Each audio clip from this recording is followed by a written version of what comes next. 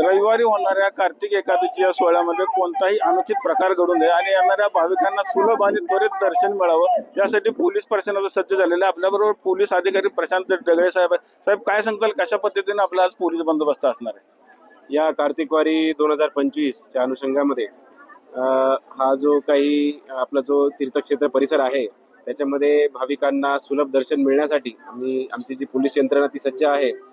Police बंदोबस्त जवळपास 3200 police बंदोबस्त या ठिकाणी नेमण्यात आलेला आहे। त्याच्यामध्ये 1500 होमगार्ड्स, 1386 पोलीस कर्मचारी व त्याचबरोबर 12 DYSP, 30 PI व त्याचबरोबर 127 API PSI अधिकारी यांच्या समवेत 2 SRPF चे कंपनीज आणि 4 BDDS चे पथके ही आपल्याला ह्या बंदोबस्तामध्ये सामील आहेत।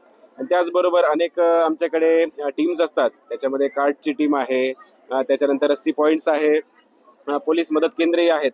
असे विविध टीम्सच्या आणि वेगवेगळ्या प्रणालीचा यूज करून त्याचबरोबर टेक्नॉलॉजीचाही आम्ही वापर करून ही जी काही कार्तिक वारी आहे यशस्वीरित्या आम्ही पार पाडण्याचा प्रयत्न करत आहोत। किती लाख भाविक येतील असं आपल्या अंदाजाने? CCTV किती लावलेले? साधारणतः अंदाजे जसं की पूर्वानुभव जो आहे आपला कार्तिक वारीचा त्यामध्ये 7 ते 8 लाख हजार भाविक येत होते। या वर्षी जसं की आपण बघतो की भाविकांची संख्या वाढत आहे कुठल्याही तीर्थक्षेत्रामध्ये, तर या ठिकाणी आम्ही 10 ते 12 लाख भाविक या वारीमध्ये सामील होतील अशी आमची एक अंदाज आहे।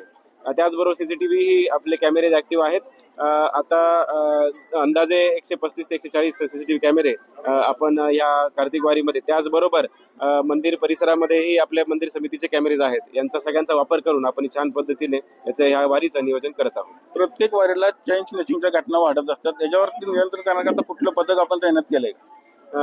जरूर जे सस्पेक्टेड क्रिमिनल्स आहेत किंवा इतर जे चोरी चेन स्नॅचिंग सारखे ज्या घटना होतात यांना आळा घालण्यासाठी एक माऊली पथक आम्ही नेमलेलं आहे। त्यामध्ये 70 पोलीस कर्मचारी व अधिकारी यांची नेमणूक आम्ही केलेली आहे। त्यामध्ये आपल्या सोलापूर ग्रामीणचेच, पंढरपूरचे, त्याचबरोबर इतर घटकातलेही आपण कर्मचारी बोलवत असतो आणि ते विशेष करून यांच्यावर नजर ठेवून त्याचबरोबर इतर टेक्नॉलॉजी त्यामध्ये CCTV आहे, ड्रोन सर्वेलन्स आहे, इतर जे फिक्स्ड पॉइंट्स आहे याचा वापर करून आपण यांच्यावरती प्रतिबंधन असे इव्हेंट्स थांबवण्यासाठी आमचा प्रयत्न आहे। येणाऱ्या भाविकांना काय आवाहन करताल आपण? भाविकांना एकच आव्हान असेल की कायदा व सुव्यवस्थेच्या अनुषंगाने आपण काळजी बाळगावी, धावपळ करू नये।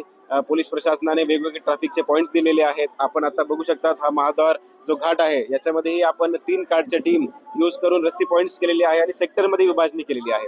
त्यामुळे एका सेक्टरमध्ये आपण काही व्यक्तींना तिथे अडवतो जेणेकरून पुढची जी काही वाहतूक आहे ती पुढे सरळ सोय सुलभ पद्धतीने पुढे जाईल। त्यामुळे भाविकांना हीच माझी विनंती आहे की आपण देवाच्या दारी आलेला आहात आणि शांत चित्ताने एका स्टेप मागे स्टेप तुम्ही हळूहळू आपल्या दर्शनाच्या दिशेने चाला आणि असे कुठलीही अडचण जरी आपल्याला जर सामोरे जावे लागले, कुठल्याही पद्धतीचे असेल, तुमचे ते कपडे हरवले असतील किंवा तुमचे व्यक्ती मिसिंग असतील, तर आमचे तीर्थक्षेत्र पोलीस मदत केंद्र आहेत। 7 मदत केंद्र विविध ठिकाणी आम्ही एस्टॅब्लिश केलेली आहे, त्याचाही आपण वापर करा। त्याचबरोबर PA सिस्टम आहे किंवा त्याच पलीकडे जाऊन कुठलाही पोलीस गणवेशातला आपल्याला कर्मचारी आढळला त्याच्याकडे आपण पूर्ण सहकार्य त्यांच्याकडून आपल्याला मिळेलच आणि त्यांच्याकडे आपण अप्रोच व्हावं ही माझी एक विनंती राहील। येणाऱ्या कार्तिक एकादशी सोहळ्यासाठी 10 ते 12 लाख भाविक येतील असा प्रशासनाने अंदाज व्यक्त केलेला आहे आणि वारकऱ्यांनी कुठल्याही बेवारस वस्तूला हात लावणे आणि कोणतीही अडचण आली तर पोलिसांची त्वरित संपर्क साधावा असं आवाहन करतात पोलीस प्रशासनाकडून करण्यात आलेलं आहे। पंढरपुरातून कॅमेरामॅन जगदीश रवी लवेकर, TV9 मराठी।